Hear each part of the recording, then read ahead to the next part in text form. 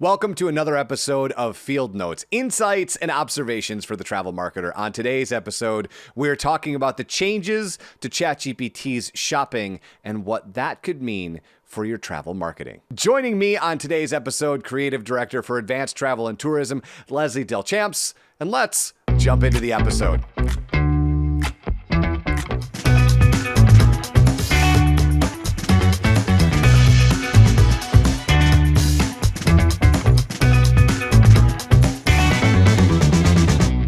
And as I said, our guest today, my dear friend Lesley, how are you on this fine day as we are podcasting? I'm great. Great. How are you doing? I am great. It is great to have you.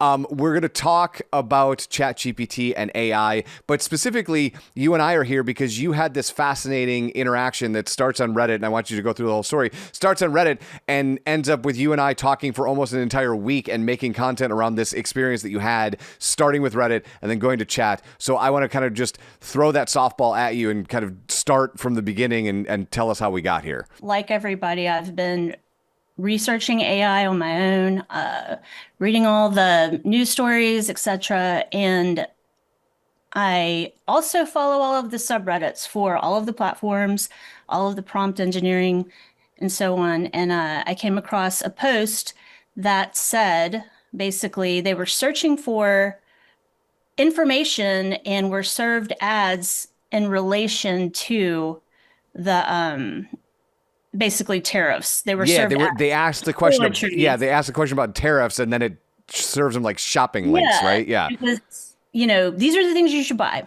And they were surprised, and I found out then that at the end of April, OpenAI added shopping links to the search.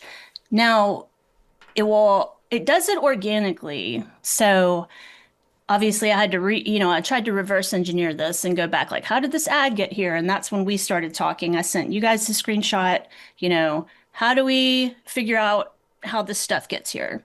And so we found out that a lot of the things that we're doing already are the right things to do, having excellent content. But there are a lot of ways that you can optimize your website, different things you can do to show up there. Right now, it pulls product listings and links from basically e-commerce sites.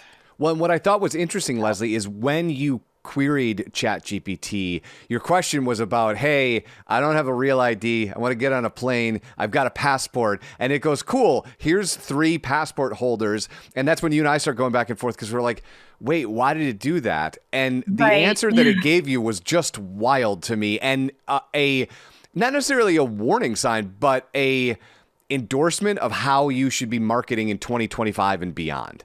Exactly. So I don't have the real ID, but I have booked a kind of a spontaneous trip. I have a passport. And that was the question I asked. Can I just board a flight with just the passport? Do I have to have this real ID? And it said, sure, you can do that. And also, if you want to keep all of your documents safe, you should try one of these passport holders. And I thought, oh my God, I wasn't even looking for that, but here we are. Maybe I need that.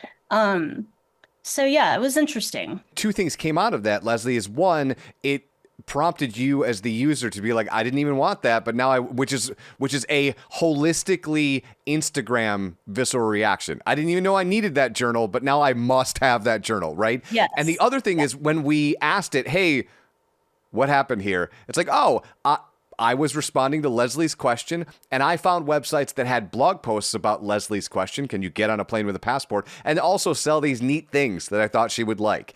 And that was so fascinating to me that it's now going, and you hear a lot in the AI space of these trust markers that you need to build for trust so that when an AI goes to look for you, you are actually the answer. And that's, again, maybe the first lesson here is we all know in the marketing space, we have been a part of a company that does, or been beaten over the head by blogs that are optimized for SEO, right? So they're just keyword, and they're not very well written because they're doing that, where this is saying, hey, write in natural language, use short sentences, and answer Lesley's question. Answer the question. That's exactly, that's what's happening here. I personally don't really I love Reddit. So I will tend to, if I search for something, I will search for it and then put Reddit at the end because that's where, the real conversation is around. It's kind of like an up-to-date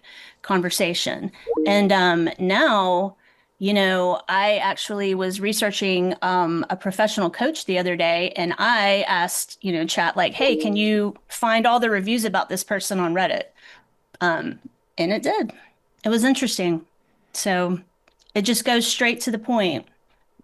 Now, depending on what you're doing, of course, you've got to research the answer. But for what I'm asking, it's Yes, and what we're dealing with though is this morphing. And when we were doing research after that happened to you, we stumbled upon a new way, a new acronym to talk about this. And it was, Generative Engine Optimization. And then upon further exploration, we land on this thing called Answer Engine Optimization. And the interesting differences are this. So the way that I think about this is SEO would be for traffic. I need somebody to go to my website, right? right. And then GEO, I picture in my mind as for answers. I'm looking for a specific answer. And then the difference between GEO and AEO now is that AEO is the way I would frame it, it would be the decision. So AEO, you're building your schemas and you're building your blog posts to be the answer. If you need to hold your passport, there is only one answer. It's this one. Where GEO gives you the 3 or 4. If you're building for AEO, you're going to land on the answer. And I think I'd love your gut reaction on all that because my gut says, don't do these in silos. Do these all at the same time. Yeah. And it also, I think you just described what I was doing, Right. I mean, I don't want to search and get 1,000 Reddit posts, right? I don't want to have to wade through all of that. So I think people overall, they just want the answer. You just want the answer. So that sounds like what that is. I think it's a difference between the way in which we might have been marketing a year ago and the way in which we need to market now. And you and I were talking before this podcast of coming to the realization that a 0-click conversion is going to be a thing, right? There's going to be instances where they never, ever, ever come to your website, but still booked a hotel or booked a trip through ChatGPT or Perplexity or whichever one that they're using, right? The jury's out on where we're going to land, but whichever one, Gemini, Copilot, however, it's this idea of a 0-click event where they did not come to your property before they arrived at your property. Wow, yeah, absolutely. If you show up, they're not going to worry about, if you're right there. And in fact, you remember how it used to be, what would they say? You want to get on the page, page 1 of Google, page 2 is where they go to die or something. Yes. Well, now, page 1 is everything's pushed down. I mean, you have AI first, and then you usually, you have the AI response first, and then you have, maybe some sponsored link, Reddit posts and things like that. No one wants to wade through all of that. And now page 1 is kind of but the page 1 now, I think, is what you're saying, that the question is answered concisely in plain language and it shows up in the AI search. And right? and I wonder, because this is how I've been kind of framing it in my head, is that all of this movement towards the consumer using AI more and faster, if we go back to holiday shopping, October, November of 2024 till now, it's a huge bellwether of people using AI for everyday items. And I wonder if that's a direct response with how, in the mind of the consumer, what a bad experience Google has become for getting the actual answer that hasn't been paid for to be not the actual answer. Yeah. Or people just want to save time. They're lazy. I mean, it's probably 50-50, but I think you go to a search engine to get an answer. And if that answer is, let's say, artificially paid to be the answer when it may not be the thing you were looking for, that creates that UX UI experience that you work on all the time, that it's just not a great experience for the user.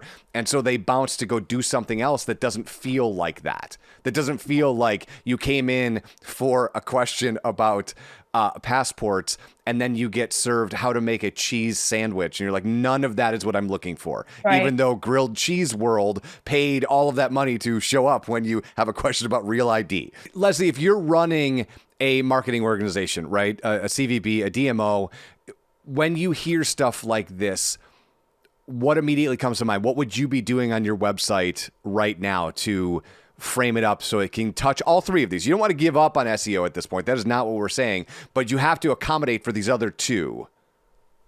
Yeah. So, and we're working on this now, having plain language that explains exactly what you're doing. There's a place for jargon, and then there's a place for just telling people what that means. Do you think jargon is dead? Is that like the best advice going forward? Well, as we're doing a podcast where I'm doing nothing but giving people jargon, but no. I don't think it's dead if people understand what it means. But a lot of people may not, and we get new words all the time, and they are applied to a lot of things, and the meaning is kind of diluted. So I think sometimes just explaining what you do, especially for something like ChatGPT, because it is looking for, people are, like you said, looking for an answer to the question. And a lot of jargon that's not related to that may not answer the question for them either. So yeah, I think it's important to have excellent content, which we do, have kind of bite-sized information so that it can pull easily, facts, numbers, stats, original content that could be cited by other sites, and is useful. One of the things that I think is going to be the scariest part of this for marketers is this idea of these zero-click exposures, right? Where if you're not monitoring perplexity, and I don't know that we're quite there yet with this idea of, if you remember in the nascent days of social media, we were waiting for social listening. Now that's a norm. We're now waiting for the idea of being able to know when you're mentioned in one of these LLMs, these large language models. But while we're dealing with zero-click exposures, how does a marketer navigate that, and how do they work that into their reporting structure, reporting up? If web traffic is going down, but conversions are going up, that might be, I'm trying to stay as informed as possible because this is all kind of in flux still. As our resident human being who spends all the time on Reddit looking at the subreddits in this space, if someone's looking for the platforms that's the spiciest, which is the craziest of those subreddits, do you think? I would say ChatGPT. There's tons of people that use it, yeah, and all levels, And the thing about the ads was too, it affects all, even paid versions. So you can turn it off if you want. You can tell it that you don't want, ad results. But yeah, they're all, every day there's something new, drama. Lesley, it's been a blast. Thanks for your time. Thanks, Eric.